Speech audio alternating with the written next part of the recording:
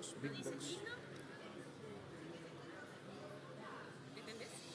O sea, son 2 packs de estos.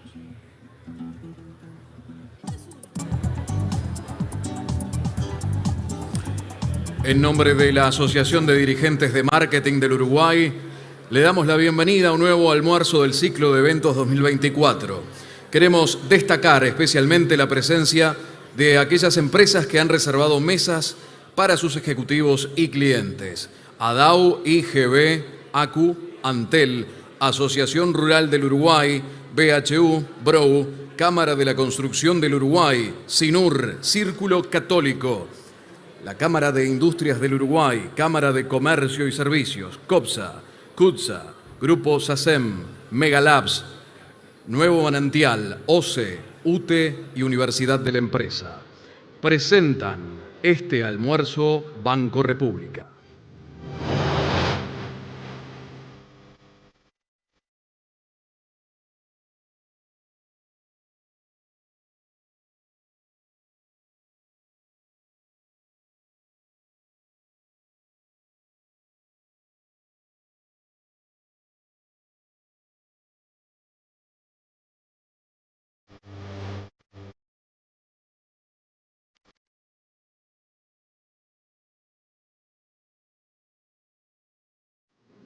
Auspician ANCAP, Automóvil Club del Uruguay, Antel, Banco de Seguros del Estado, Blue Cross and Blue Shield de Uruguay, SINUR, Shandong, Chivas, Deicas, Isbel, La Buenora y Asociados, Megalabs, Mirim, Netgate, Radisson Montevideo, Santa Rosa para Renault, Secom, Securitas, Universidad de la Empresa y UTE. Adhieren CUTSA, Dedicado, Disco, Frigorífico Pando, GM, La Constancia, Memory, Nidea, Publinter y Secom.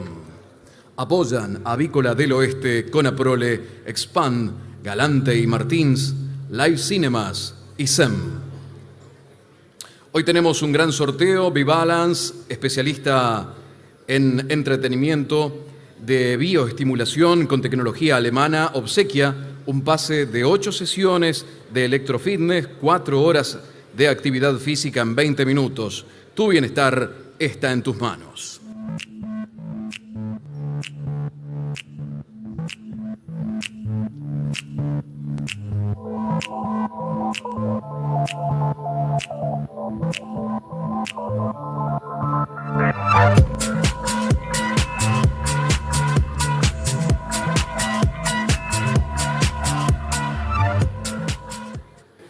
También 2 Big Box Meet Splend de Memory Sigo.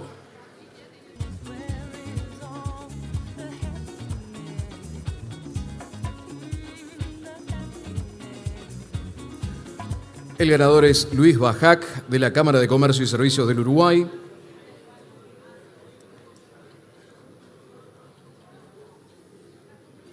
El doctor Giacomino Di Matteo, vicepresidente de BHU. Y el tercero, ¿no?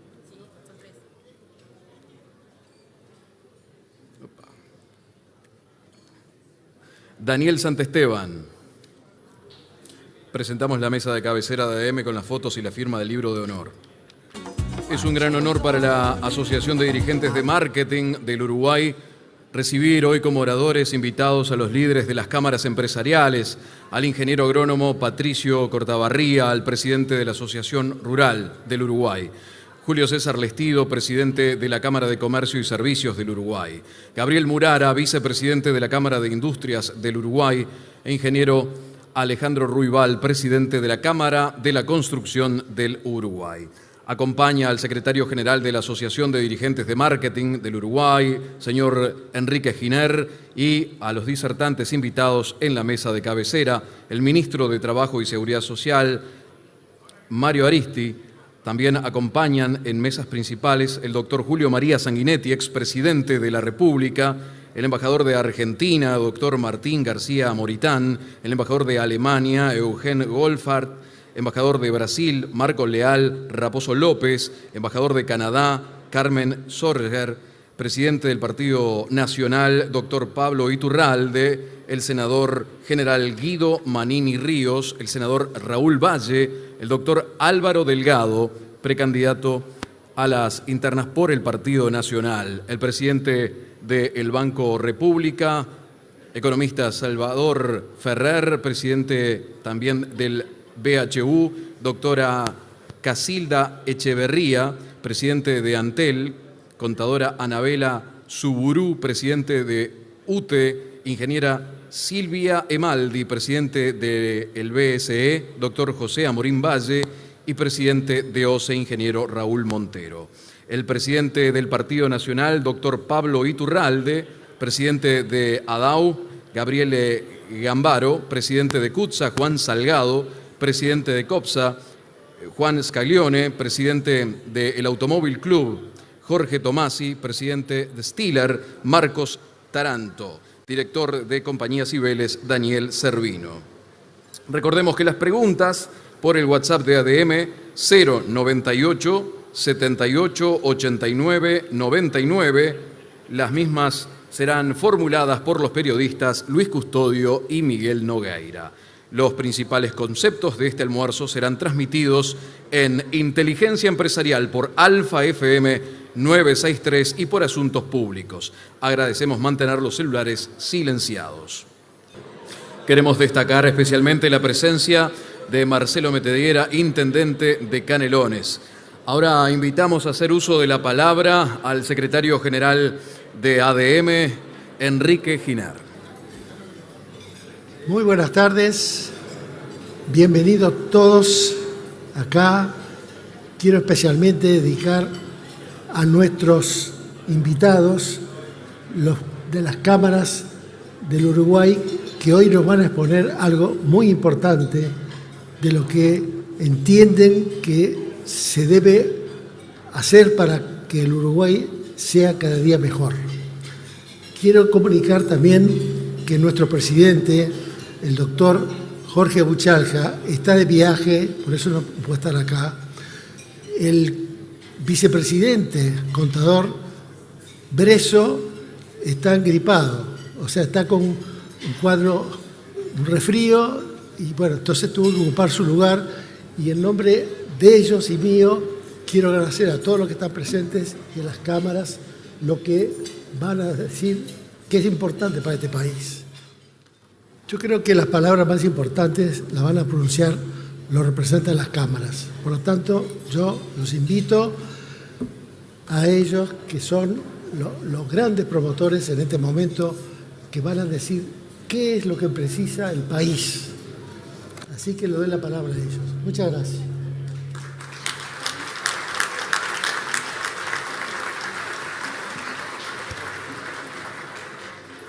En este momento, Enrique Giner hace entrega de 4 obras de artistas plásticos nacionales a los disertantes.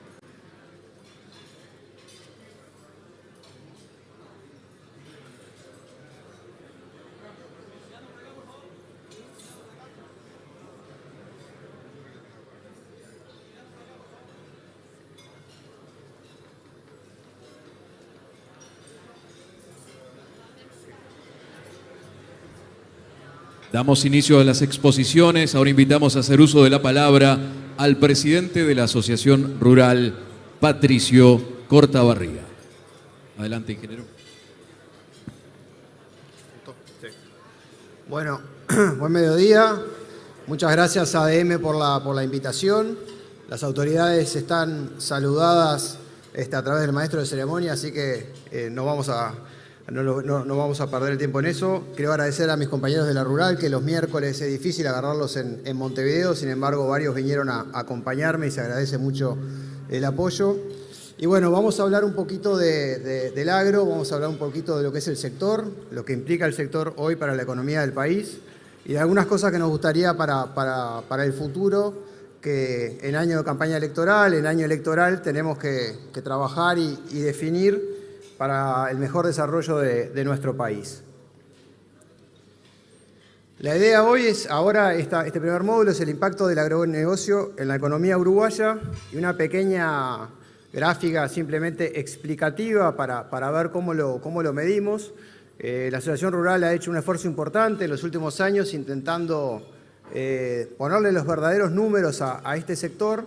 Esto se basa principalmente en un trabajo que se hizo con la consultora Exante, se presentó en la Rural del Prado hace un par de años. Y bueno, en definitiva, para que lo entiendan, originalmente, bueno, el sector primario en sí, el agro per se, con sus principales productos, como es la carne, la soja, la celulosa y los lácteos. Eso es lo que es la parte, digamos, directa, sumado a la agroindustria.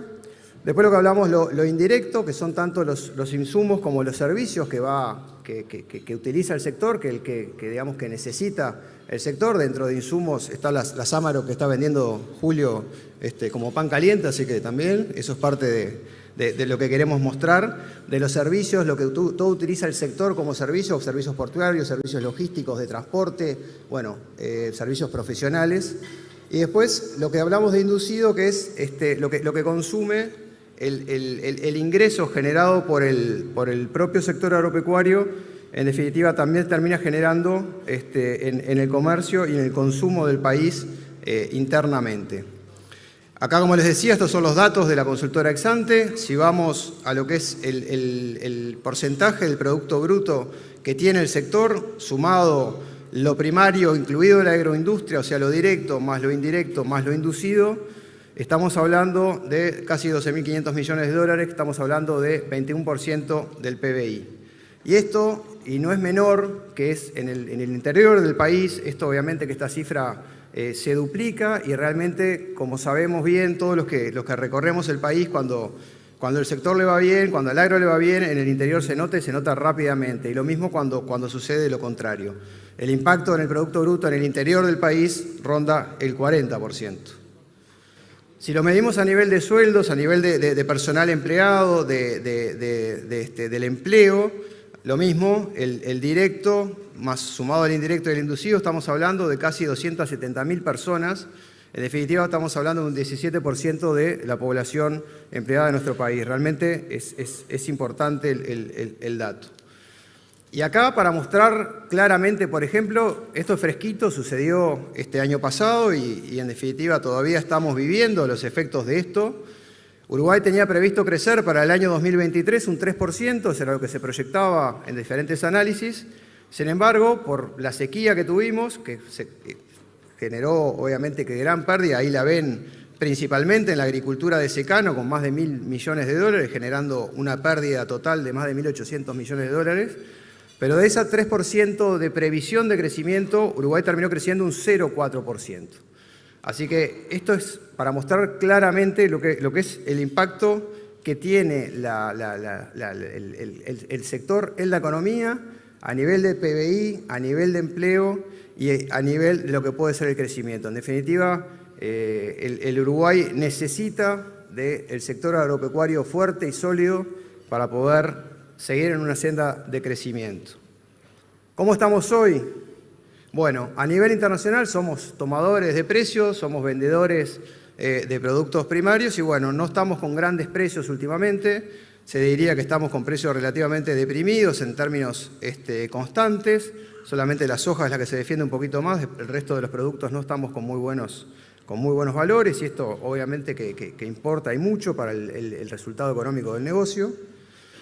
El tipo de cambio, bueno, esto creo que todos lo hemos hablado, lo hemos mostrado, la Rural ha hecho hincapié en esto de manera muy fuerte, la Unión de Exportadores también, ahora también hemos escuchado a la Asociación de Promotores Privados de la Construcción también. El tipo de cambio está erosionando el resultado económico de nuestras empresas, está afectando de una manera importante el resultado del agro y de todo el sector exportador. Los costos de producción, sabemos que Uruguay está caro, realmente vemos un precio de combustible que comparado con otros países de la región y de otros de nuestros competidores, seguimos teniendo un precio alto. Y bueno, si lo vemos como en kilos de productos, en la gráfica de la derecha ven que habíamos tenido, digamos, un par de años buenos donde habíamos podido tener costos reducidos, volvimos otra vez, y esto explicado principalmente por dos efectos: el valor del precio de la tonelada de carne, que es lo que explica lo que se paga un novillo, y el efecto del atraso cambiario nos está generando un aumento de vuelta en uno de los principales insumos para la producción, como es el combustible. A nivel de acuerdos comerciales, Uruguay, sabemos del esfuerzo que ha hecho este gobierno, lo dijimos en el discurso del Prado, el esfuerzo enorme se ha hecho por la integración, por los acuerdos comerciales, pero sin embargo se ha podido concretar poco, han sido principalmente productos y no acuerdos, digamos, a nivel de país. Y si ven en la gráfica de arriba cómo Chile ha tenido realmente una política desde inicio del siglo XXI muy fuerte y cómo nos ha sacado realmente una ventaja importante, lo mismo que Nueva Zelanda, que es un competidor directo para muchos de nuestros productos, y bueno, entendemos que ahí Uruguay necesita seguir concentrándose en eso y lograr esos acuerdos comerciales. Acá vemos a dónde le vende Uruguay, cuáles son los mercados y cuáles de ellos tienen acuerdo. Como ven, Estados Unidos, Unión Europea y China son grandes compradores de nuestros productos y sin embargo estamos trabajando en esos lugares pagando los aranceles correspondientes. El año pasado Uruguay pagó 538 millones de dólares de aranceles de todos los productos a los diferentes destinos, simplemente para poder dimensionarlo. Es lo que nos cuesta la UDELAR, es lo que nos cuesta la educación universitaria de 200 y algo mil, más de 2.000 estudiantes, perdón, más de 20.000 estudiantes, es lo que nos cuesta solamente los aranceles que estamos pagando al resto del mundo. Para dimensionar de esto, o sea, la educación terciaria uruguaya cuesta lo mismo que estamos pagando de aranceles. Esta gráfica a veces es difícil de entender para algunos, pero es renta de empresas ganaderas. Es cuántas hectáreas necesito para lograr una canasta básica familiar. Y bueno, si ven el 22 y 23 está el efecto de la sequía, obviamente que con muy baja producción y un aumento de costos para poder paliar la situación del déficit hídrico. Sin embargo, este año, con una producción que seguramente va a ser bastante mayor por los efectos del clima, hemos, a través principalmente del tipo de cambio, tenido una baja en la rentabilidad de nuestras empresas que prácticamente va a ser similar a los que nos costó la sequía. O sea que ahí tenemos realmente un debe muy importante y esto erosiona el futuro del sector agropecuario. Para terminar, ver qué podemos hacer hacia adelante, qué entendemos o qué entiende la Asociación Rural, que son los temas que tenemos que estar discutiendo y que tenemos que ver cómo hacemos. Vamos a tratar 4 puntos. El primero, la infraestructura. Un gran cambio en este gobierno. Realmente se ve rutas nuevas, muchos puentes. Hay un cambio radical en la infraestructura. Uruguay tenía un debe muy importante. El PBI agropecuario había crecido 70% en el siglo XXI. Sin embargo, el crecimiento de la infraestructura no había acompañado. Pero entendemos que quedan cosas por hacer. Hoy, en este momento, estamos con una crisis de exceso hídrico, estamos con todas las chacras con la soja para levantar, también el maíz, los cultivos de verano, y estamos viendo un problema importante en caminería rural. Hemos visto en los medios últimamente problemas con algunas intendencias que han salido a multar a camiones que están sacando producción. Hace más de 50 días que no para de llover, o sea que en definitiva los pulmones de abastecimiento ya se han agotado y hay que seguir trabajando. Hay que levantar esta cosecha, que es muchísimo el dinero que hay invertido y sobre todo para un sector que el año pasado tuvo el golpe económico más importante de su historia. Hoy la Rural va a estar sacando un comunicado llamando a la población, llamando al poder político, llamando a los intendentes a que dejen operar, que dejen trabajar, que es una crisis que tenemos en este momento y que tenemos que salir de ella juntos, sacar esa cosecha y después ver cómo hacemos para reacomodar esa infraestructura que sabemos que la vamos a golpear, pero que tenemos que hacerlo, si no, este país no sale adelante. Por otro lado, queremos, esto un poco de Alejandro Rival, estuvimos charlando el otro día, lo que puede ser esta agencia de infraestructura, seguramente Alejandro va a hablar un poco más, pero vamos a integrar un comité de infraestructura con otras cámaras que entendemos que está muy bueno poder hacer las políticas de infraestructura de largo plazo, va a ser una cosa muy buena para nuestro país y el sector va a poder aportar sus necesidades con tiempo. Otra forma de crecer que tenemos, estos son números que hizo la consultora Ceres, la potencialidad que tiene el riego en nuestro país. No solamente el riego agrícola, sino que el riego también en ganadería, donde vemos que con una inversión que no es poca, no es menor, pero puede haber un aumento en el margen de 6 a 7 años de trabajo, con una inversión realmente importante, puede haber un aumento de más de un 3% de impacto directo en el Producto Bruto a través del aumento de producción tanto de cultivos como de producción de carne, y sumado a esto un aumento de 1,7% del Producto Bruto que puede estar asociado a todo lo que implica el impacto indirecto de esta nueva producción agrícola, que puede ser obviamente que más servicios, más insumos, más fletes, más transporte. Así que entendemos que esto puede ser una política importante para adelante, la tenemos que discutir. Está claro el efecto que tiene esto sobre el impacto de la economía nacional, pero necesitamos varias cosas, pero la primera es rentabilidad en el sector. Si no hay rentabilidad para poder pagar este tipo de inversiones, nadie lo va a tomar el riesgo, nadie va a emprender este camino, y entendemos que eso lo tenemos que hacer. Estamos hablando también de las políticas ambientales. Hoy Uruguay, acá hicimos un pequeño FODA, rápido se los cuento, pero una fortaleza en nuestro sistema de producción con bienestar animal, donde cada animal pasta 2 canchas de fútbol, tiene 2 canchas de fútbol para pastar a cielo abierto. Tenemos una trazabilidad que nos da una inocuidad alimentaria comprobable. No somos un país que haya deforestado para producir carne, lo que nos da una cierta ventaja competitiva con algunos vecinos, y estamos muy cerca de la neutralidad de carbono. Hay una oportunidad para valorizar ese producto, la carne nuestra, que es una carne natural, de muy buenas características, y tenemos algunas debilidades y amenazas.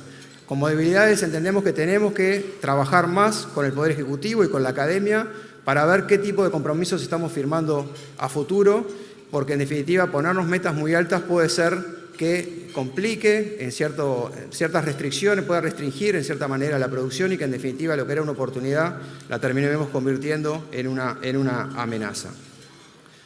Seguros agrícolas, otra política que hay que discutir. Esto en la rural lo hemos visto de manera detenida, y acá hay que tomar una definición política importante. Los seguros agrícolas con empresas privadas, difícilmente, los seguros agrícolas de rendimiento, es un negocio complejo para una empresa privada, por lo tanto entendemos que si lo vamos a hacer tiene que haber un aporte del Estado. Entonces tenemos que sentarnos a discutir si realmente lo queremos hacer, queremos ver si es más importante la estabilidad de nuestro sistema agrícola y la estabilidad de nuestros productores produciendo agricultura, o nos jugamos más a esa variabilidad.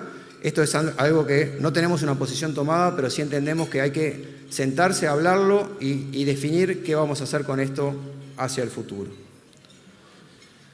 Como dice acá, si se dan las condiciones, el sector responde, como ha respondido, incrementa la producción, genera un círculo virtuoso y expande a todo el resto de la economía. Como les decía, solo se necesitan condiciones que permitan al productor invertir más. Y con esto, muchas gracias por su atención y muchas gracias a ADM por la invitación.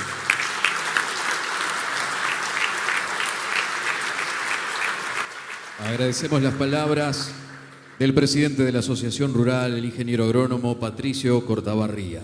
Y ahora expondrá el presidente de la Cámara de Comercio, Julio César Lestido. Estimado Enrique Giner, quiero especialmente agradecerte a ti. Te pido que le mandes un saludo a Jorge, pero también quiero agradecerle al Consejo Directivo de ADM por la oportunidad que nos da al sector privado y sobre todo a las cámaras empresariales a poder exponer nuestras ideas. No son muchos los espacios que tenemos nosotros como cámaras empresariales donde se puede juntar un público tan importante como el que tenemos hoy, para que justamente conozcan cuáles son los rumbos de cada uno de nuestros sectores. Así que Enrique, muchísimas gracias. Muy buenas tardes a todos. Yo hoy, como presidente de la Cámara de Comercio y Servicios del Uruguay, no voy a hablar del sector comercio y servicios. Muchos de ustedes ya conocen perfectamente y son empresarios, y muchos de ellos o muchos de ustedes involucrados en el sector comercio y servicios, otros tal vez no.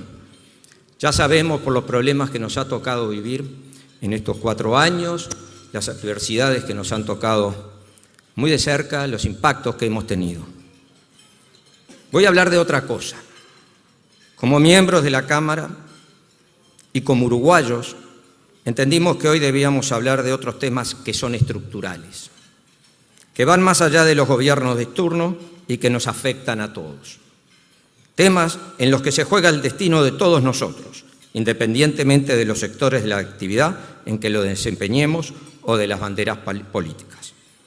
El sector privado tiene un papel importante en este proceso y puede hacer un gran aporte, identificando problemáticas y relegando la discusión sobre su ejecución y sobre las posibles soluciones en manos de líderes políticos. Es por esta razón que hemos decidido actuar y elaboramos un documento que dimos a conocer hace unos días, el cual refleja nuestra visión y compromiso con un Uruguay próspero y productivo. Un documento que hemos llamado Pacto por la Patria. Este pacto no se reduce a meras palabras o promesas vacías, sino que representa un compromiso sólido y concreto con el crecimiento y el progreso de nuestro país. En este documento hemos señalado 10 áreas prioritarias que son fundamentales para impulsar el avance del Uruguay en todos sus ámbitos: económico, social, cultural y ambiental. Por esta razón, hemos optado por presentar este documento a todos los partidos políticos, solicitando a los precandidatos y candidatos que lo estudien y suscriban si lo consideran oportuno. La entrega se realizó a los partidos y no a los precandidatos y candidatos directamente, ya que concebimos esto como un compromiso político que va más allá de las circunstancias electorales.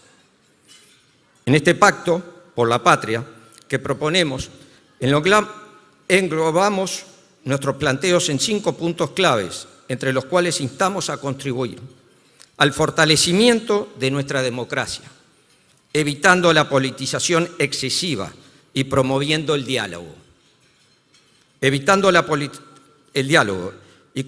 Y promoviendo el diálogo constructivo sobre la confrontación. Priorizamos el fortalecimiento de nuestras instituciones por encima de las consideraciones políticas y enfatizamos la importancia de un poder legislativo productivo y una justicia independiente y técnica. Buscamos alcanzar acuerdos para abordar los aspectos fundamentales de nuestra nación, priorizando el bien común sobre los intereses partidistas. Además, detallamos cuáles son, al entender de la Cámara, los principales problemas que hoy tiene el país. Seguridad. El sistema carcelario persiste como un sistema de gigantes proporciones, donde hay problemáticas varias. La reinserción de las personas que estuvieron privadas de libertad es una de ellas. En ese punto, los empresarios podemos hacer un gran aporte. La posibilidad de redimirse depende también de nuestra disposición a ofrecer segundas oportunidades y romper las barreras en el mundo empresarial. Quiero reconocer aquí en este punto el gran esfuerzo que hacen las empresas de la construcción en la contratación de personal que queda liberado, sale de las cárceles. También quiero reconocer públicamente el gran esfuerzo que viene haciendo y trabajando en conjunto con la DINALI, la Asociación Cristiana de Dirigentes de Empresas, por nombrar algunas de ellas. También en materia de seguridad no puedo dejar mencionar otro de los grandes problemas que tenemos en materia de seguridad: el crimen organizado, que representa una amenaza general que permea en todos los ámbitos de la sociedad, impactando negativamente en el desarrollo económico y en el bienestar de la población. En particular, las actividades ilícitas como el contrabando y el narcotráfico tienen un impacto devastador en el comercio. Otro de los temas es el combate a la pobreza y marginalidad. La pobreza y la marginalidad, que afecta a tantos compatriotas, es un problema que nos preocupa y ocupa. Y específicamente quisimos hacer foco en la pobreza infantil y la marginalidad, que tiene un impacto directo en el crecimiento económico de nuestra sociedad, generando un círculo vicioso de exclusión y desigualdad que obstaculiza el desarrollo. La falta de acceso a recursos básicos de oportunidades adecuadas limita el potencial de niños y jóvenes, privándolos de la posibilidad de alcanzar un futuro próspero. Solo mediante un enfoque integral que atienda a otros aspectos como la salud, la educación y brinde un apoyo a las familias, para poder superar los obstáculos que impone la pobreza infantil y la marginalidad, se podrá construir una sociedad más equitativa, próspera y sostenible en las generaciones presentes y futuras. El otro tema es modernización del Estado. ¿Hasta cuándo el sector privado va a pagar el peso del Estado? Es una de las preguntas que comúnmente surge, la cual plantea desafíos significativos. Necesitamos un Estado más eficiente y por eso es fundamental que se continúe priorizando la reducción del gasto público en lugar de recurrir al aumento de impuestos y tarifas, lo cual coloca al sector privado en una posición de vulnerabilidad frente a las fluctuaciones fiscales del país. No quedan dudas que en el Uruguay se han alcanzado importantes consensos en cuanto a la importancia de mantener un control riguroso de las cuentas públicas. Un ejemplo claro de esto es la implementación de una nueva institucionalidad fiscal basada en una regla fiscal. A pesar de estos avances, todavía existen áreas significativas donde es necesario seguir progresando, entendiendo que son aspectos fundamentales, tanto para el crecimiento del sector privado como para el desarrollo integral del país.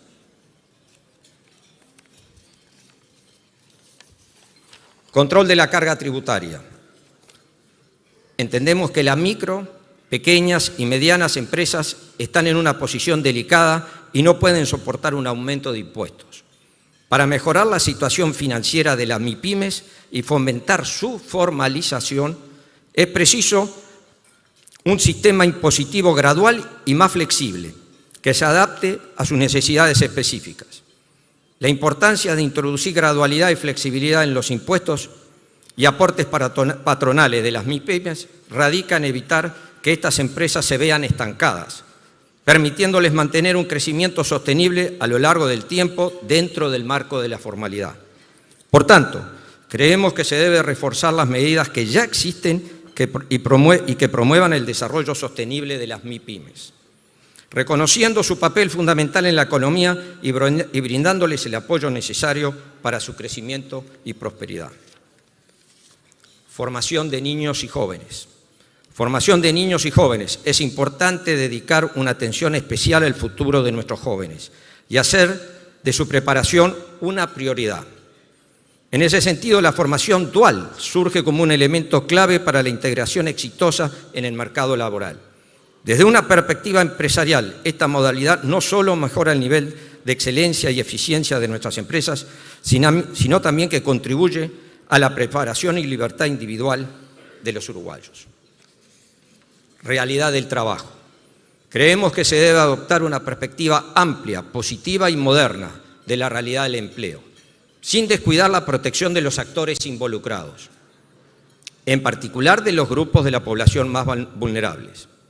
Es necesario revisar la estructura actual de los consejos de salarios, buscando descentralizar y desregular el mecanismo. Esto implica modernizar ciertas normas laborales, procurando evitar limitaciones injustificadas a la libertad de trabajo. Es hora de adaptar nuestras políticas laborales a las demandas cambiantes del mercado y garantizar un entorno justo y equilibrado para empleadores y trabajadores por igual. Recientemente se ha tomado la discusión sobre la posibilidad de reducir la jornada laboral a 6 horas. Acá queremos ser bien claros. Desde la Cámara de Comercio y Servicios estamos comprometidos con el diálogo y la apertura a todas las propuestas que se presenten. Ya hemos estado discutiendo este tema con el PIT-CNT y otras cámaras y reconocemos la relevancia de la agenda actual. Pero también entendemos que esta discusión debe ir atada a la productividad. En ese sentido, es fundamental comprender que la productividad es un asunto complejo que debe ser abordado con cuidado y análisis detallado. No se trata simplemente de una cuestión sectorial, sino que varía significativamente entre empresas, incluso dentro del mismo sector y tamaño. Por lo tanto, es esencial considerar cada caso de manera individual.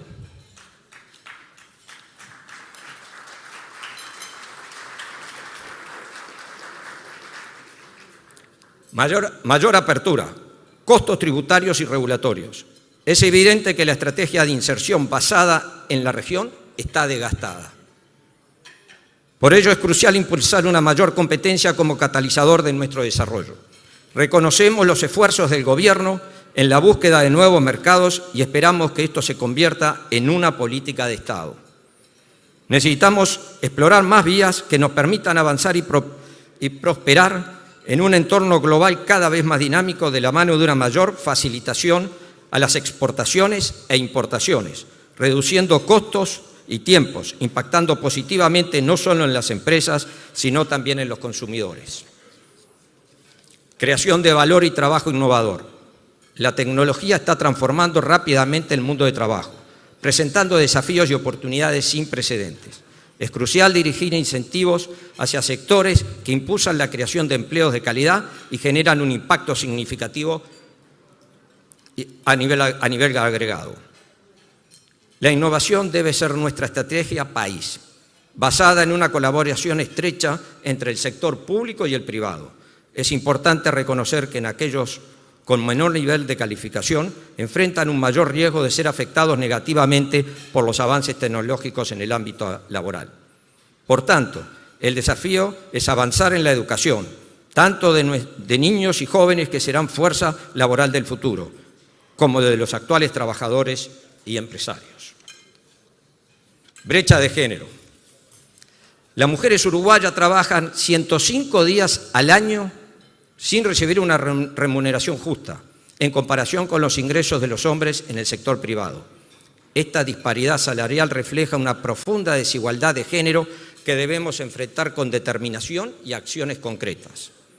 Es por esto que hemos desarrollado en el Departamento de Género de la Cámara distintas instancias de sensibilización, capacitación y formación para poder acompañar a las empresas en el camino de incorporar el valioso aporte de las mujeres. Y también integramos ámbitos que apoyan análisis y propuestas para continuar derribando barreras. Somos el único actor en conjunto con la Organización de Mujeres Empresarias del Uruguay, OMEU, en el Consejo Nacional de Género en representación del sector privado. Además, la Cámara de Comercio tiene la presidencia de la Convergencia de Mujeres Empresarias del Mercosur a nivel nacional y desde junio de este año a nivel del bloque, con la vocación de generar alianzas con empresarias y organizaciones de la región para promover los negocios y las buenas prácticas entre las empresas lideradas por mujeres. Cuidado del medio ambiente. El cuidado del medio ambiente. Creemos que para progresar en temas ambientales, como la conservación de los recursos naturales y la mitigación del cambio climático, y para lograr una transición exitosa hacia una economía verde, es fundamental seguir promoviendo y generando condiciones que fomenten un mayor compromiso del sector privado en el diseño e implementación de la estrategia de sostenibilidad del país. Entender el futuro es saber que la sostenibilidad empresarial es clave, a donde además del pilar económico y del social está el medioambiental. También es ver estos temas como una oportunidad para las empresas, donde la adopción de estas prácticas sostenibles conlleva una serie de beneficios que van más allá de los costos involucrados. Mejora en la eficiencia y en la productividad, accesos a nuevos mercados, preferencia por parte de los consumidores, fortalecimiento de la reputación de la marca y una mayor participación del mercado. Por último, no puedo dejar de resaltar que este año, además de ser un año electoral, es también un año donde están en juego otras decisiones muy importantes para el país. Me refiero al plebiscito de la seguridad social que impulsa el PIT-CNT. Desde la Cámara de Comercio consideramos que de prosperar esta iniciativa se afectaría de forma muy negativa al país y a su conjunto.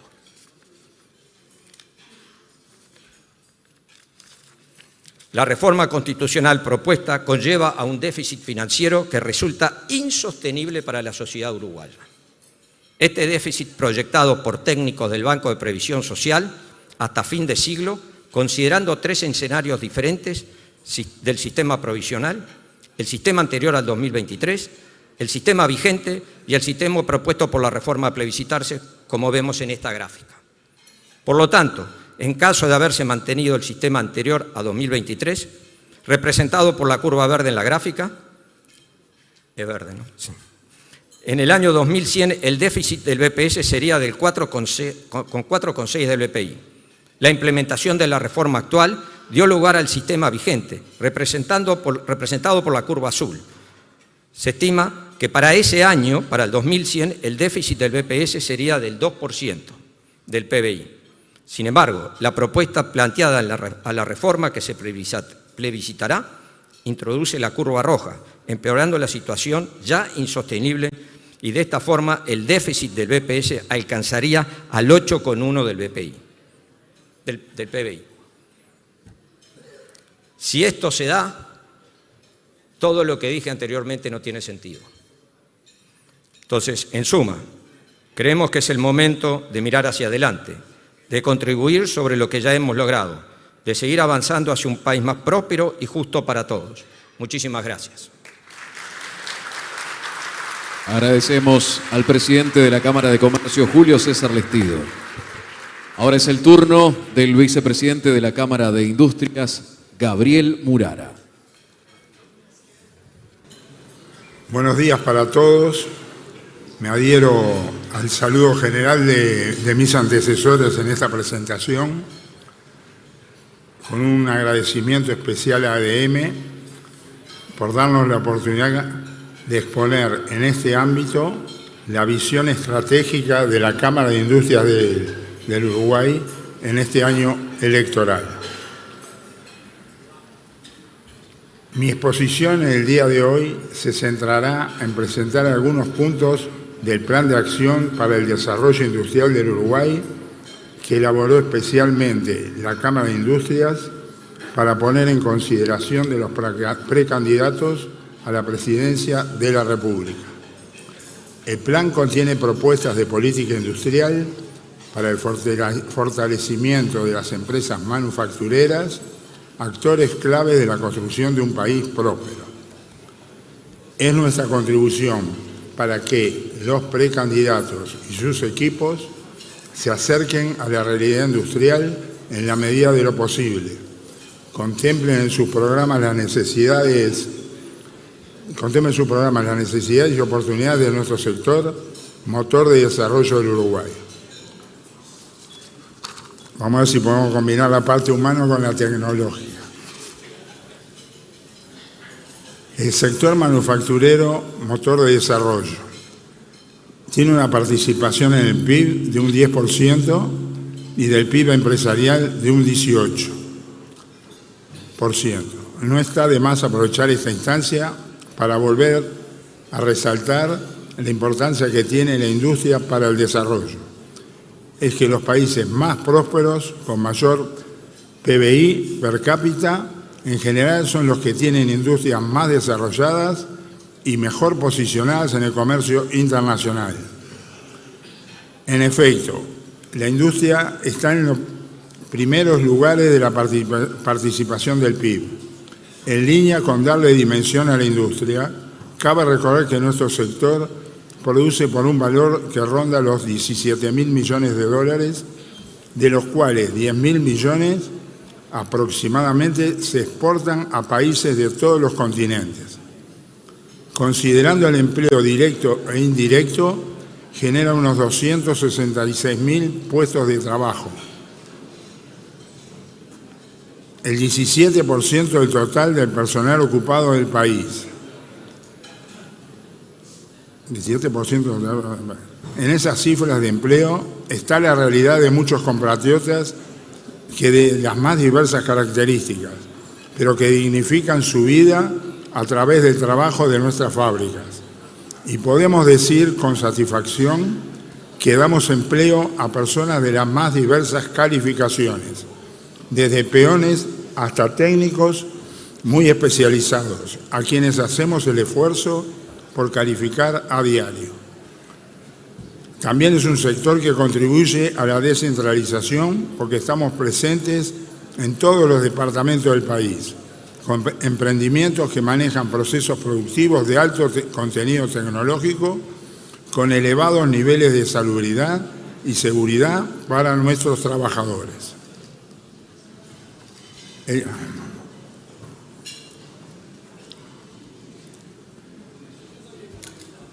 El principal foco de este plan está en mejorar la competitividad.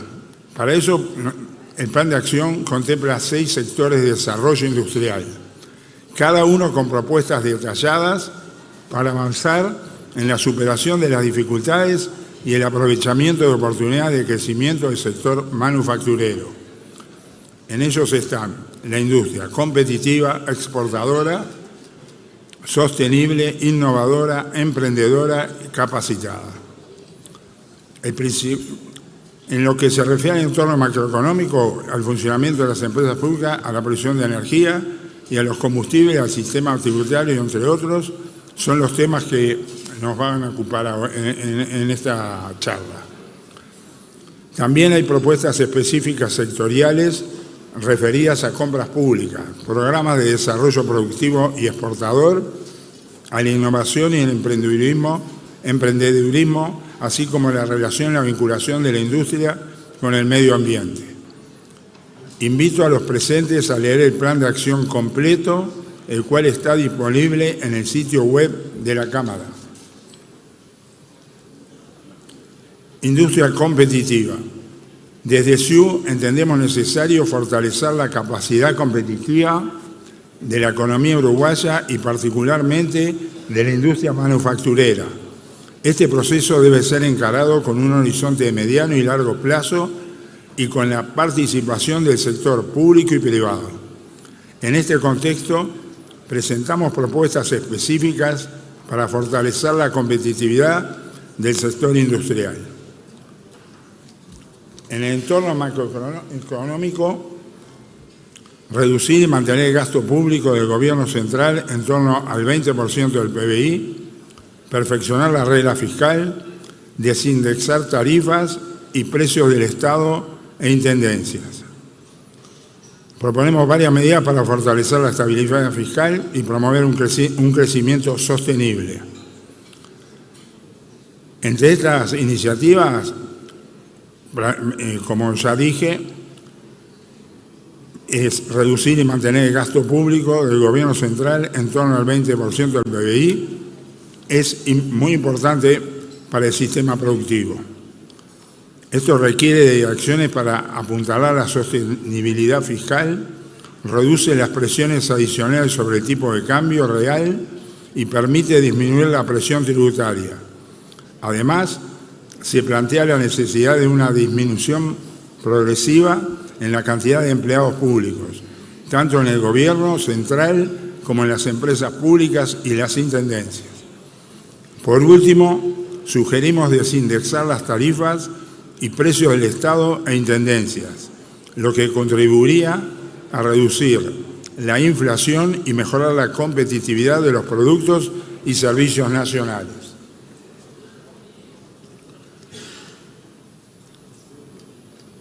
Ahí no cambió. En el empleo y relaciones laborales, respecto al empleo y relaciones laborales, elaboramos una serie de medidas destinadas a promover un ambiente laboral que garantice el funcionamiento de las empresas. Primero, proponemos establecer la negociación tripartita exclusivamente para acordar el salario mínimo por rama de actividad.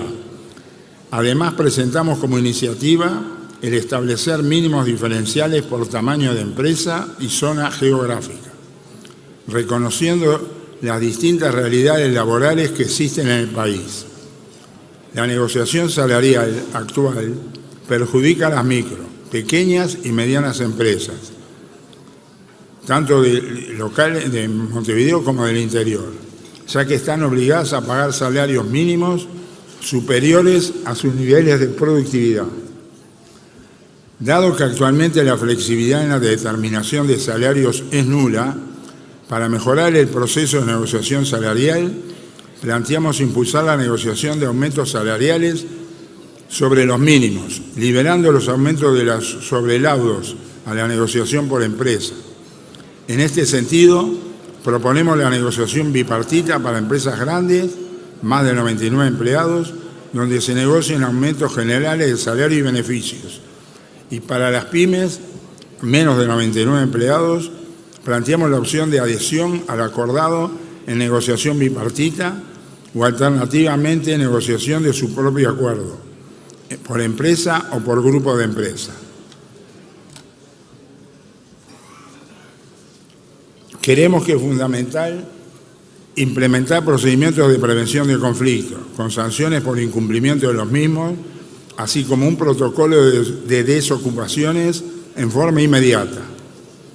También considerando que ha sido casi inexistente la posibilidad de que las empresas con problemas se descuelguen, planteamos establecer protocolizaciones de cláusulas de salida transparentes y automáticas. Es esencial modernizar la normativa laboral para adaptarla a la dinámica del mercado actual y el avance tecnológico, como automatización de procesos productivos e inteligencia artificial. En las compras públicas es habitual que los países desarrollen políticas activas de compras públicas para fomentar actividades de alto contenido tecnológico, así como la provisión de bienes y servicios de las pymes y MIPYMES con el objetivo de generar empleos de mejor calidad. Es por ello que proponemos un fortalecimiento del instrumento de compras públicas a través de varias medidas. Aumentar el margen de preferencia atendiendo a los porcentajes superiores que rigen en países de la región. Alinear la contratación estatal con las innovaciones respaldadas por entidades como la ANI, el BROU, ANDE y el Fondo Industrial del Ministerio del MIEM, ofreciendo mejores preferencias para la adquisición de bienes y servicios que incorporen estas innovaciones. Además, proponemos no utilizar mecanismos de excepción previstos en el TOCAF, salvo por reales razones de fuerza mayor. Implementar pliegos no discriminatorios para la industria nacional y mecanismos de vigilancia de las compras públicas. En el rubro de industria exportadora, potenciar el crecimiento de la industria nacional requiere necesariamente que las empresas exporten. El aumento de sus capacidades competitivas de la mano de la innovación en productos y procesos debe ir acompañada de una ampliación del mercado que posibilite rentabilizar las inversiones en tecnología y conocimientos requeridas. Las posibilidades de exportar para la industria nacional guardan estrecha relación con las condiciones de acceso a los mercados externos en el país, que el país sea capaz de negociar. Así como el desarrollo de un nivel de competitividad adecuado y la construcción de una oferta de productos exportables por parte de las empresas. En la inserción internacional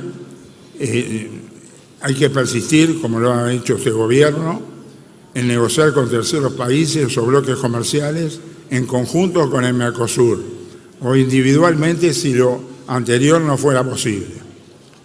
Reconocemos la importancia de mantenernos en el Mercosur. Varios sectores industriales que son relevantes en términos de empleo carecen de ventajas competitivas para expandirse hacia mercados fuera de nuestra región.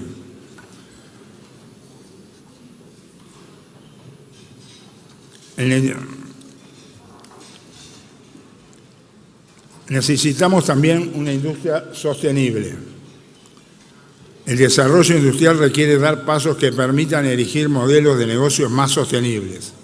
El trabajo de más de una década nos ha permitido consolidarnos como un referente técnico en la relación entre industria y ambiente, facilitando el avance del sector hacia una gestión ambiental socialmente responsable, mediante la articulación con las políticas públicas y la búsqueda e implementación de soluciones a temas relevantes como son los envases y los residuos industriales peligrosos para el país. En el plan presentamos propuestas para mejorar la gestión de envases y residuos y promover su recuperación.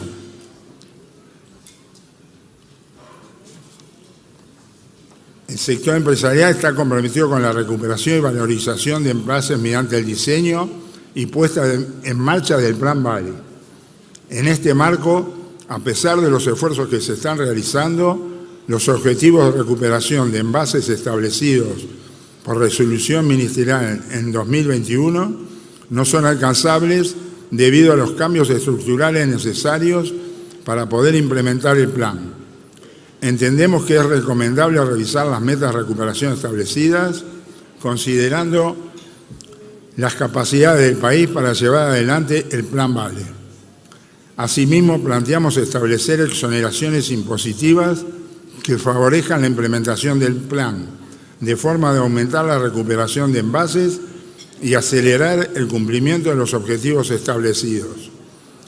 También sería oportuno fortalecer el marco regulatorio vigente en materia de fiscalización, control y penalidades para aquellas empresas que incumplan con el Plan Vale, ya sea por no adherirse al mismo o por subdeclarar los materiales vertidos, con el objetivo de evitar la competencia desleal. En la parte de residuos industriales, en el 2015 construimos la primera planta de disposición final de residuos industriales peligrosos para uso colectivo del país, abierta a todas las empresas que requieran este servicio. El sitio brinda solución al sector industrial nacional, público y privado. De esta forma, se asegura el cumplimiento de la normativa nacional y reduce los efectos ambientales de los mismos, mediante su adecuado almacenamiento y tratamiento. Además, entendemos que se requiere intensificar los controles que realiza DINASEA del Ministerio de Ambiente para que se reduzcan los pasivos ambientales vinculados a residuos sólidos industriales y se traten adecuadamente en el sitio de disposición final. También proponemos desplegar nuevos instrumentos que permitan mejorar los costos de disposición en el sitio de disposición final sin afectar los estándares de calidad, por ejemplo, mediante la deducción incremental del IRAE.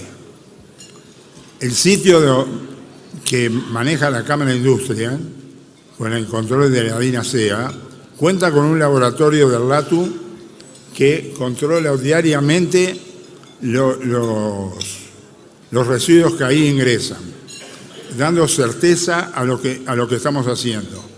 Y una cosa que llama la atención, que otros sitios de residuos y que van en residuos industriales no cuenten con un laboratorio de este tipo, lo que daría certeza si queremos trabajar en el tema ambiental.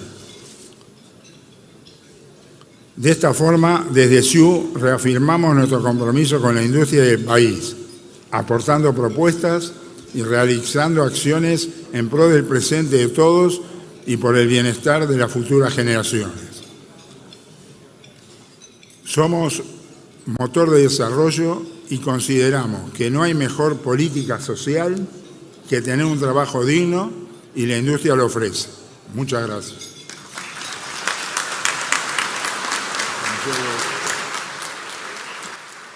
Agradecemos al vicepresidente de la Cámara de Industrias, Gabriel Murara. Ahora es el turno del último exponente del día, el presidente de la Cámara de la Construcción, ingeniero Alejandro Ruibal. Señor ministro, don Enrique Giner, colegas de otras cámaras, amigos, muy buenos días. Primero, un reconocimiento a ADM, a la Asociación de Dirigentes de Marketing, por organizar este tipo de eventos desde hace muchísimo tiempo, donde me ha tocado estar del otro lado, escuchando ponencias muy interesantes, pero sobre todo por abrir un ámbito donde se pueda exponer y donde se permita la reflexión de muchos temas, desde el ámbito político hasta cualquier otro ámbito de la sociedad. Muchísimas gracias a ADM por permitir esto. Hoy le voy a hablar de la industria de la construcción, y rápidamente lo voy a dividir en dos bloques. Lo que es la caracterización o la dimensión de nuestra industria, y luego vamos a hablar un poco, como nos pidieron en ADM, hablar del futuro, de las oportunidades, de las propuestas y de las amenazas. Si vamos a hablar un poquito de la caracterización o de la dimensión,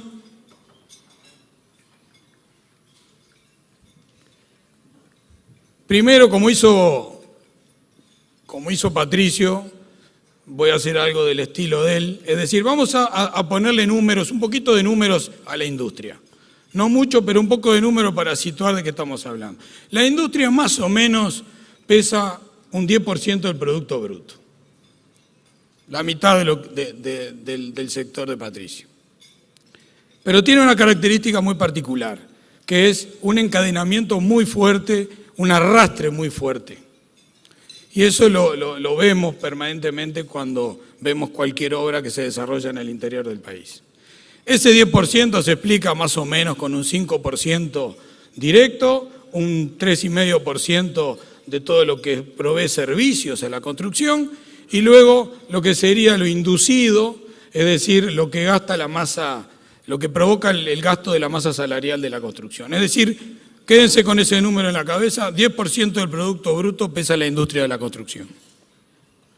El otro número importante cuando uno quiere hablar de una industria, y hoy estamos hablando cámaras empresariales, estamos hablando de distintas industrias, es saber cuánto empleo genera, cómo mueve la masa del trabajo, dónde pesa, cómo se pondera. La construcción anda alrededor de los 250.000 empleos, y les voy a explicar por qué.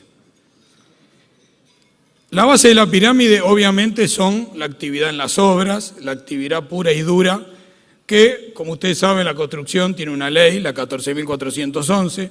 Hoy en día estamos del orden de los 56.000, promedio año 23, trabajadores cotizantes en el BPS. Eso genera, asociado directamente en las obras, otra cantidad de trabajadores administrativos, profesionales, contrapropistas, y también hay que decirlo, cierta informalidad en la industria que la hay, que en la suma de los dos estamos hablando de 130.000 trabajadores en forma directa. Pero si a eso le agregamos todo el trabajo indirecto que genera la construcción, la logística, los subcontratos, el transporte, estamos hablando de unos 70.000 puestos más. Y si a esto le agregamos lo que yo decía hoy del efecto inducido, así como lo valoré en la cifra del 10%, lo valoro en cuanto al empleo, estamos hablando de casi 50.000 puestos más de lo que provoca el efecto inducido de lo que gastan los obreros de la construcción en una primera vuelta. Y basta ver cuando una obra se instala en el interior del país, en cualquier pueblo, cómo se mueve inmediatamente el comercio, la estación de servicio y los servicios inmediatamente que aparecen los obreros de la construcción. Es decir, 10% del Producto Bruto, 250.000 trabajadores, 16% de la población ocupada en Uruguay, la población activa ocupada. Ese encadenamiento que yo les hablaba se puede mirar desde lo que es una perspectiva de clúster. ¿Qué quiere decir una perspectiva de clúster? Es decir, un clúster es todo lo que se asocia a determinada, en este caso, clúster de empresa. Puede haber otro tipo de clústeres, pero clúster de empresa, todo lo que se asocia alrededor de las empresas constructoras. Entonces, si ponemos las empresas constructoras en el centro, vamos a ver hacia atrás y hacia adelante quiénes son los que encadenan con esta industria. ¿Cómo son los encadenamientos de la industria? Y bueno, y ahí tenemos el sector público, el sector financiero, la academia. Tenemos contactos comerciales locales, contactos comerciales internacionales, otros clústeres. Todo eso es lo que interrelaciona cuando se desarrolla la actividad de la construcción. ¿Y cuál es el producto de la construcción? ¿Qué es lo que entregamos nosotros? Entregamos infraestructura. La podríamos dividir en dos tipos: infraestructura económica y la infraestructura social. Infraestructura económica, y para no quedarnos con las dos o tres conocidas, pero sin lugar a duda, la vialidad, lo ferroviario, los puertos, los aeropuertos, las líneas de alta tensión, la energía, las telecomunicaciones, el agua y el saneamiento.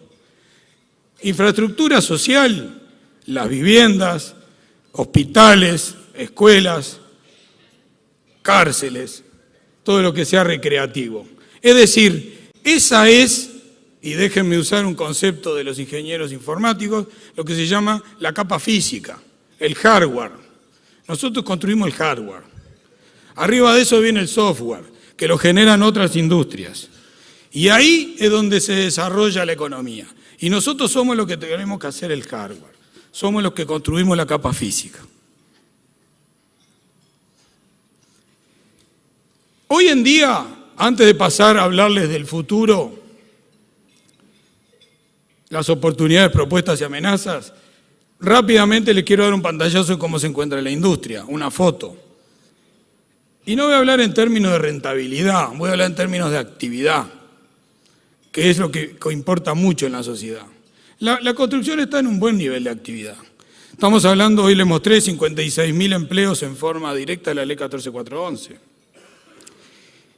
Y esto, desde que tuvimos la pandemia, porque ya nos olvidamos que tuvimos una pandemia, ¿no? La construcción fue uno de los motores que a los 15 días de la pandemia pudimos hacer un acuerdo con el sindicato, con el Zunca, que hay que reconocer la actitud que tuvo el Zunca, y en 15 días todas las obras del país, y Mario lo tiene bien claro, arrancaron a trabajar.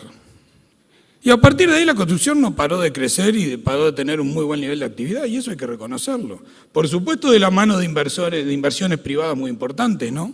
Como por ejemplo la planta de UPM, hay que decirlo, y todas las obras asociadas a ese emprendimiento. Pero ya pasó la planta UPM y la actividad no terminó de caer. Entonces, ¿qué es lo que está pasando? La actividad tiene otros motores o palancas, llamámosle así, dentro de la propia industria, como son hoy en día dos muy importantes, que son la construcción de vivienda al impulso de la ley de exoneraciones impositivas de la ley de vivienda promovida. Y hay que reconocerlo. Hay un montón de actividad asociada a esa herramienta. Y ahí están los desarrolladores inmobiliarios arriesgando y yendo para adelante, invirtiendo y sacando esa parte importante, que es una parte que da mucho empleo. Y más allá de los problemas puntuales, como pasó ahora con este emprendimiento fallido, siempre ha habido negocios fallidos. No hay que panicar, no hay que entrar en miedo. La mayoría de los desarrolladores, o el 99% de los desarrolladores inmobiliarios del Uruguay, son personas serias que vienen con muchísimos años desarrollando. Así que esto no hay ningún problema, no hay que asustarse por el problema puntual que dio en este lamentable negocio fallido. Y luego la vialidad. La vialidad que está en récord, arriba de las PPP que venían de atrás, más los CREMAF, más una inversión enorme que el gobierno destinó en carreteras. Esos son los dos pilares que viene sosteniendo la industria. Hablemos un poquito del futuro. Oportunidades, propuestas y amenazas. Oportunidades. Hablemos del hidrógeno. Allá en el 2015, en París, 196 países, en los que estaba Uruguay, se pusieron de acuerdo en un compromiso muy importante para la humanidad, y es que la temperatura no aumente 1,5 grados más, 1,5 grados. Esto producto, no lo voy a aburrir, calentamiento global, efecto invernadero, sabemos bien lo que genera el carbono en eso. Ahí se creó la primera transformación energética. ¿Qué pasó en el mundo? Y Uruguay está entre los mejores del mundo, porque fue una política de Estado, porque se pusieron de acuerdo todos y salimos adelante con un rumbo bien claro. Y Uruguay ayudó muchísimo a transformar su matriz de generación y hoy en día somos un ejemplo mundial de generación sustentable. Pero no termina ahí, ahora viene la segunda transformación, que es más difícil, porque es entrar a la industria y al transporte, que son muy dependientes de los combustibles fósiles. Hay que sustituir, ahí es mucho más difícil. Está el mundo eléctrico. Lo eléctrico viene a los ponchazos dándose ahí en el mundo. Vamos a ver qué vamos a hacer con las baterías algún día, pero lo eléctrico está peleando por su lugar. Pero el hidrógeno viene por los palos Y el hidrógeno viene muy bien, y lo que pasó en Europa con Rusia le dio un empujón enorme, como pasa muchas veces en las guerras. Grandes avances se dan en el marco de las guerras, porque el miedo genera también algunos países que se inviertan mucho más en investigación, como pasó en Alemania, Francia, por ejemplo. El hidrógeno viene avanzando muchísimo. Y el hidrógeno viene avanzando, pero bastante cerquita de donde venimos nosotros. Es decir, que por primera vez, capaz que en la historia de este país, nosotros podemos ser algún día independientes desde el punto de vista energético, porque podríamos no necesitar de hidrocarburos, ni de gas, ni de carbón, que por suerte en Uruguay el carbón no se utiliza, y poder utilizar un combustible como el hidrógeno, y hidrógeno verde, no hidrógeno gris, hidrógeno generado con energía renovable y con CO2 biogénico. Conclusión, estamos frente a una industria naciente. Tenemos que meterle ficha a esa industria, tenemos la oportunidad histórica de ponernos entre los primeros que avanzan en esta industria. Obviamente que hay factores exógenos y hay factores que dependen de nosotros. Lo exógeno, hay que estar cerca para saber para dónde van las cosas, y creo que se está haciendo bien, se está interactuando bien con los países que están de punta en el mundo, pero después tenemos que hacer los deberes. Tenemos que hacer los deberes como país. ¿Qué hicimos en la Cámara? En la Cámara, para dar un pasito y ser proactivos, le pedimos al Observatorio de Energía Sustentable de la Universidad Católica hacer un trabajo y estudiar cuáles son los factores habilitantes para poder ayudar en el desarrollo de esta industria naciente. Y se descompuso ese trabajo básicamente en 3 ejes, no me voy a extender mucho, en cómo estamos de infraestructura para esto, cómo es el tema de los recursos hídricos. Hablemos un poquito de los recursos hídricos con honestidad intelectual para ver realmente cuál es el impacto del recurso hídrico. Y hablemos del marco normativo necesario que se precisa para desarrollar una nueva industria. Uruguay tiene montones de casos de éxito. Y, por ejemplo, la industria forestal es un caso de éxito. Lo que hablé yo de la transformación energética de generación es un caso de éxito. ¿Cómo no nos vamos a poner de acuerdo en estos tres puntos para ayudar a que se cree una industria naciente con inversiones de miles de millones de dólares, descentralizadas y con empleos no solo para la construcción, sino empleos para lo que es después todo el desarrollo asociado a los combustibles, que son para el mercado interno y son para exportación? Eso se puede hacer y desde la Cámara estamos tratando de ayudar en lo que nos toque. Voy a apurar porque me queda poco. Propuestas. Yo hace poco escuché a algún actor de la sociedad quejándose que las cámaras no hacemos propuestas. Nosotros de la Cámara de la Construcción hacemos propuestas. Tenemos un centro de estudio de la industria y la construcción donde estudiamos, lo preside el economista Alfonso Capurro, y estamos generando permanentemente, junto con otras gremiales de la construcción, información de nuestro sector. Pusimos arriba de la mesa la idea de la Agencia Nacional de Infraestructura, como la tiene Australia, Nueva Zelanda, Canadá, Reino Unido, Colombia, Corea del Sur. ¿Qué es lo que tienen esos países? Se dieron cuenta que hay que planificar mejor las grandes obras, porque es la manera más eficiente de gastar el dinero, porque las obras no se planifican en periodos electorales, hay que planificarlas en periodos más largos. Y esto no estoy diciendo que en Uruguay no se planifique. Hay muchos lugares, sobre todo las empresas públicas, que se planifica y se planifica muy bien.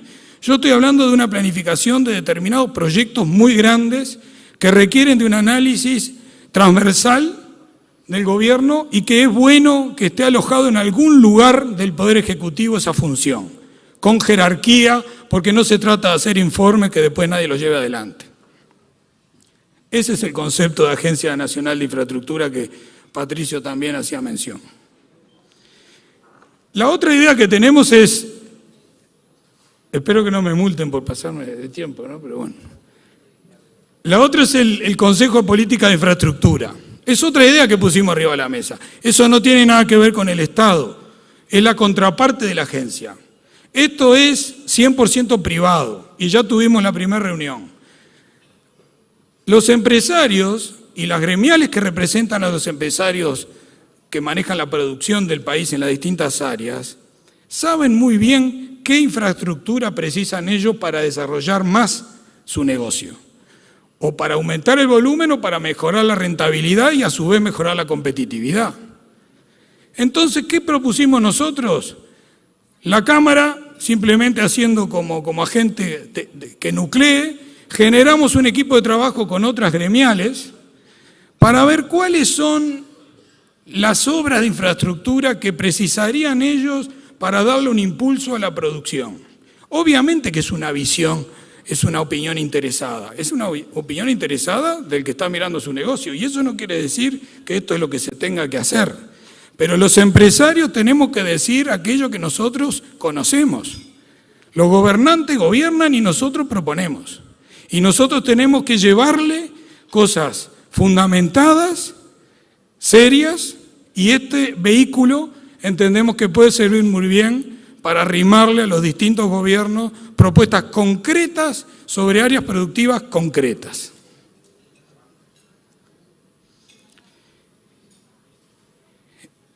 Y hoy les hablaba de amenazas porque hay que decir las cosas buenas y las cosas que nos preocupan.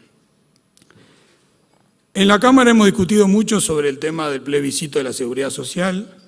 Tenemos posición, entendemos que es algo muy delicado. Y en lugar de, yo no les voy a hablar a ustedes si jubilarse a los 60 años es una locura y si es confiscación, eliminar nuestros ahorros es confiscación. Eso no voy a entrar en esa discusión. Quiero entrar por lo alto en este tema, hablando de lo que conocemos más en nuestra industria, que es cómo le pegaría la eliminación de las AFAPs a la industria de la construcción. Y lo voy a llevar a un razonamiento muy sencillo. ¿Cuántos puestos de empleo, cuántos trabajadores se van a quedar sin trabajo si nosotros eliminamos las AFAPs? Además de que vamos a destruir el mercado de valores, ¿no? En los últimos 10 años, el mercado de valores manejó 5.500 millones de dólares. La mitad de eso fueron para obras de construcción e de infraestructura. La mitad. Un razonamiento lineal y muy básico nos da que eso, en los proyectos que invirtieron las AFAPs, solamente por la componente que invirtieron las AFAPs, estamos hablando de 3.600 empleos directos por año, solo por esa parte. Si a eso le agregamos la inversión que agregó la empresa, más la inversión que agregaron los multilaterales que acompañan estos proyectos, estamos hablando del doble de eso. Es decir, 10-15% de los empleos de la construcción no estarían porque se eliminarían todos esos proyectos que ven ahí en vialidad, en vivienda, en ferrocarril, en energía, en escuelas, en centros educativos en el interior del país que se construyeron con la reinversión de las AFAPs. Y no nos olvidemos que el 50% es de República AFAP, además. En definitiva, y si volvemos a la lógica de los 250.000 empleos y vemos y nos damos cuenta que esto le pega al eslabón más duro que es la generación del empleo directo, esto le pega entre 25.000 y 30.000 puestos de trabajo que se caen instantáneamente si eliminamos la participación de las AFAPs en los financiamientos de los proyectos. Porque entre otros motivos, son las AFAPs quienes invierten en pesos, en unidades indexadas, y ese financiamiento no lo obtenemos si no tenemos ese tipo de actores. Entonces, discutir todo lo que se quiera, con responsabilidad sobre lo que uno está generando cuando plantea este tipo de cosas.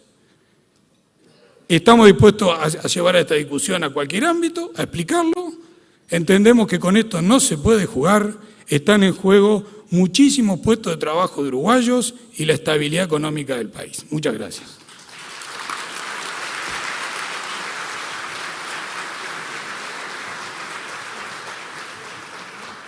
Agradecemos a los expositores. Ahora damos entrada a los moderadores, quienes comenzarán con la ronda de preguntas. Los periodistas responsables serán Luis Custodio y Miguel Nogueira. Buenas tardes. Desde esta humilde mesa tricolor a una amplia mesa aurinegra de empresarios. Los cuatro de Peñarol. Y uno además hizo el estadio, como para ir llevando. Todo impreso en amarillo y negro, pero esa corbata roja y es la camiseta alternativa de un cuadro.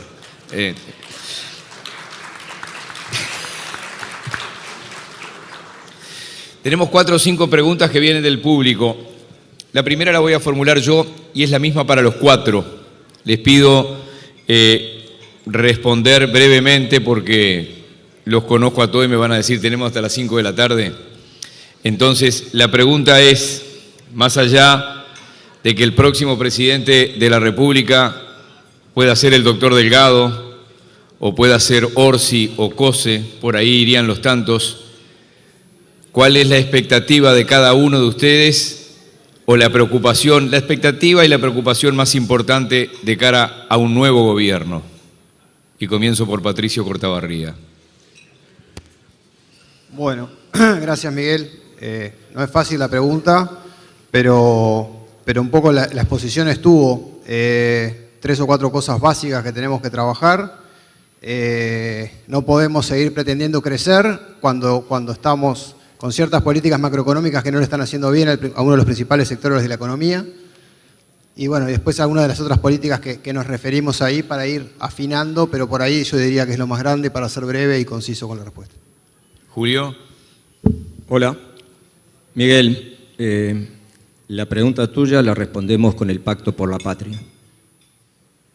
Fue lo que nosotros le presentamos a los partidos políticos, ese es el pensamiento de la Cámara y a eso nos remitimos. Seguimos. Gabriel.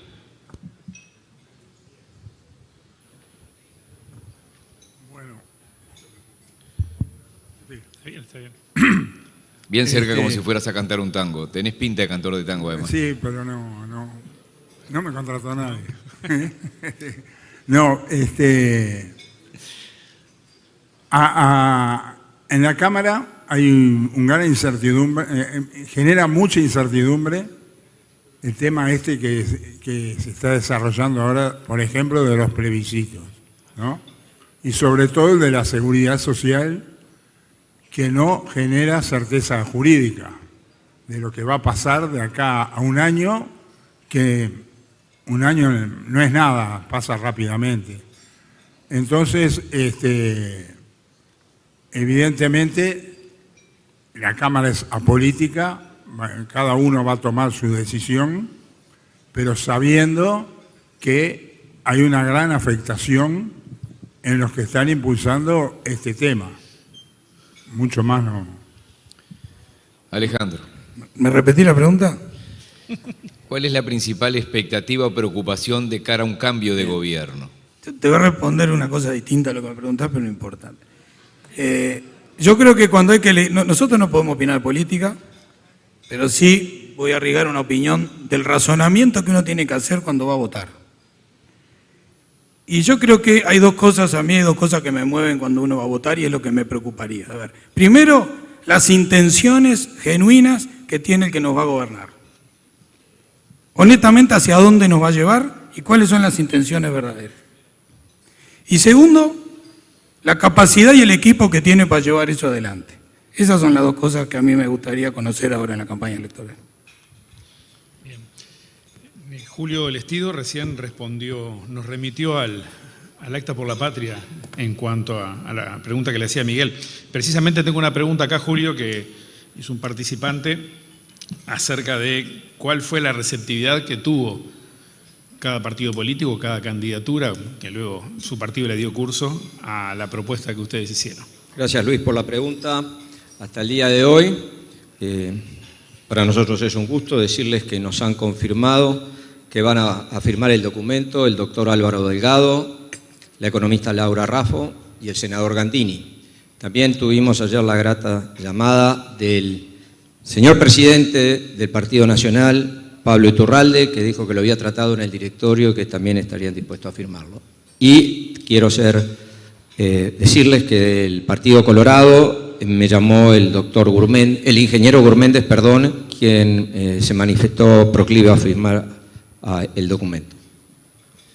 Bien, esta pregunta llega de la sala, es un poco larga, pero lo voy a respetar a quien escribió. Dice, el valor del dólar siempre es preocupante, en especial en el sector empresarial y en aquellos donde influyen sus transacciones y sus predicciones. El Banco Central en su política monetaria priorizó con éxito la baja de la inflación, pero a mi juicio, dice quien escribe esto, no le dio la misma importancia al valor del dólar.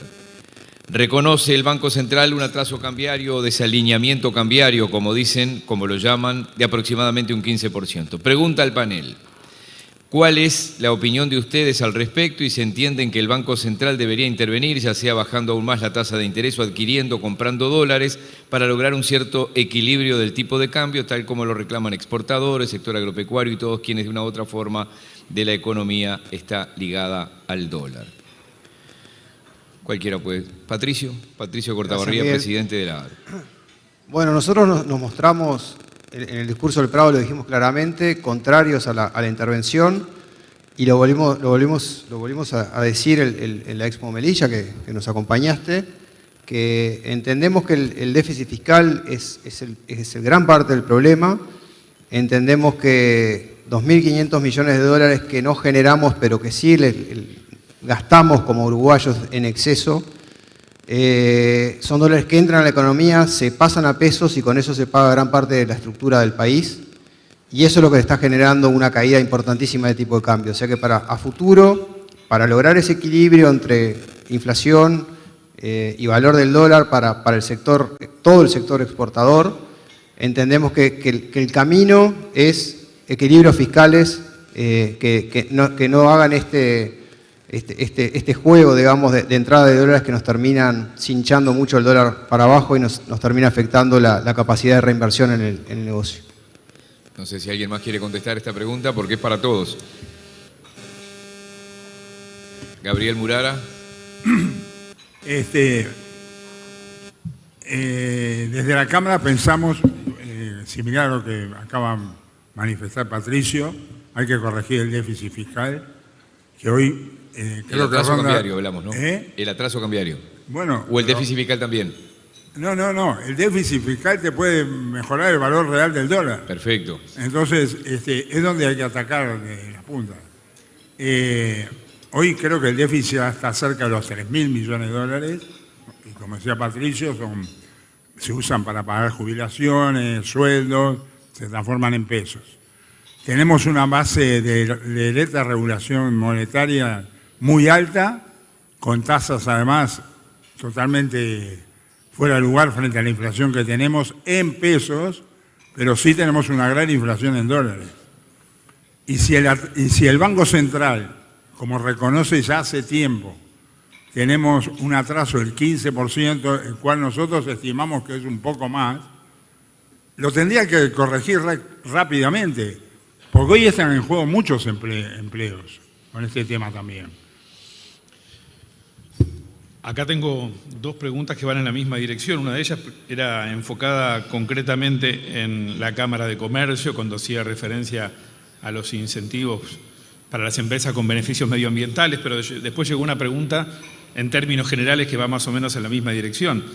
¿Cómo bajar los costos del Estado y al mismo tiempo reclamar beneficios para las empresas? Como la primera fue para la Cámara de Comercio, propongo que arranque Julio.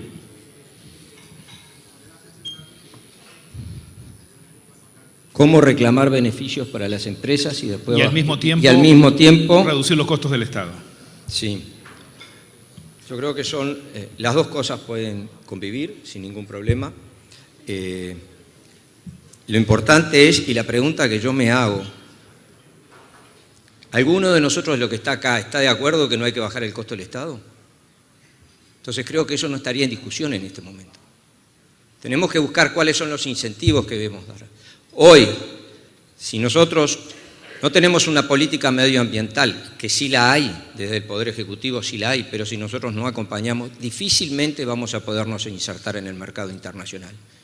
Difícilmente puedan aceptar nuestros productos.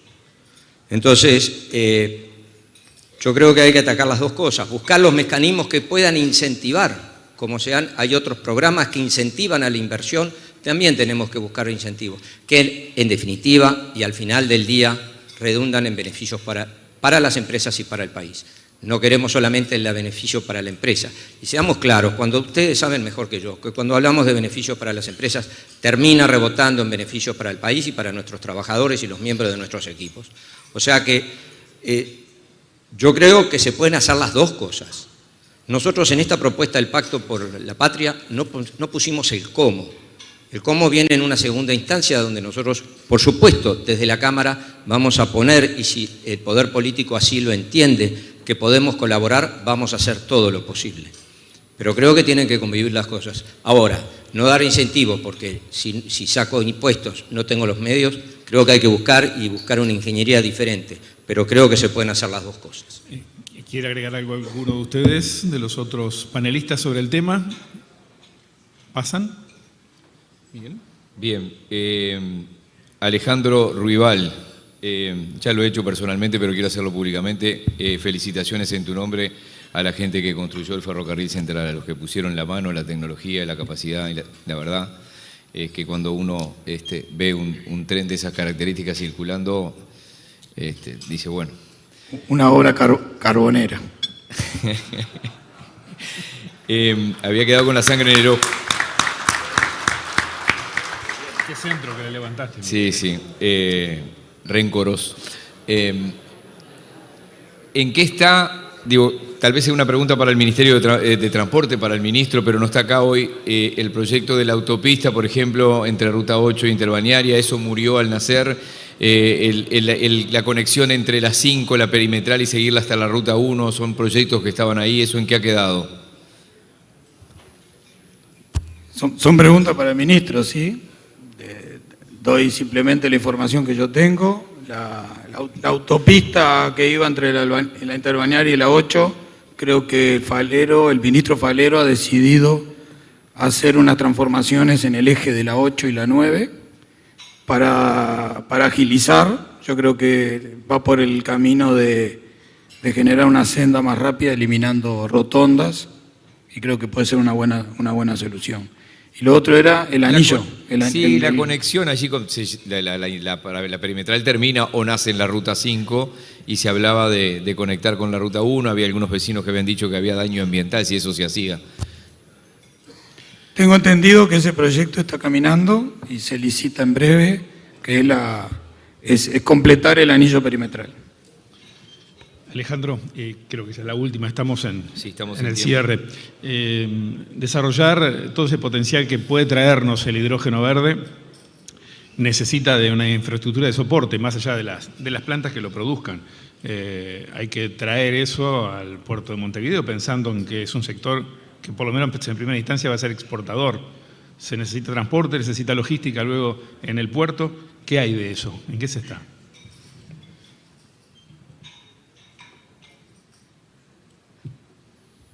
Yo hoy les comentaba del trabajo que le encomendamos a la Universidad Católica, y eran 3 ejes: infraestructura, recurso hídrico y normativa. En cuanto a infraestructura, los proyectos que están en el horizonte y que se podrían decir podrían estar culminados para el 2030, uno por la zona de Paysandú, otro por la zona un poco más hacia el norte, están pensando, y yo creo que perfectamente se puede sacar el producto, la producción, por carreteras o por el río Uruguay o por el ferrocarril, que hoy en día llega al puerto de Montevideo. No solo llega a la terminal de UPM, sino que llega a los muelles públicos. Es decir, que hoy en día la infraestructura, con algún ajuste, daría perfectamente para mover los volúmenes que estamos hablando de 1 millón de toneladas del proyecto de Paysandú, más o menos, cuando uno piensa que UPM mueve 2 millones de toneladas y que la vía tiene capacidad para 4 millones de toneladas. Ese no debería ser un problema ahora en el corto plazo, en el mediano plazo.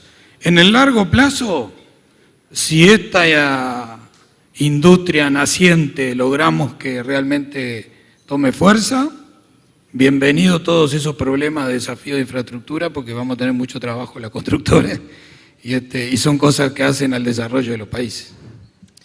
Bien, sí, antes de despedirlos y también a ustedes, quiero decirles en nombre de la Asociación de Dirigentes de Marketing en la mesa, y estoy mirando a Julio César Lestido, hay habitués permanentes a estos almuerzos o desayunos. El miércoles que viene va a estar con nosotros Jorge Gandini y se vienen de cara a las internas, entre otros, la precandidata Carolina Cose, el precandidato Yamandu Orsi, el precandidato Álvaro Delgado. O sea que están todos invitados, en este caso son todos desayunos de trabajo. En nombre de la Asociación de Dirigentes de Marketing, como decía Enrique Giner, el presidente de ADM está de viaje. Les quiero agradecer a todos los que han estado acá, al ministro de Trabajo y Seguridad Social, Mario Aristi, y a todos ustedes. Muchas gracias. Gracias.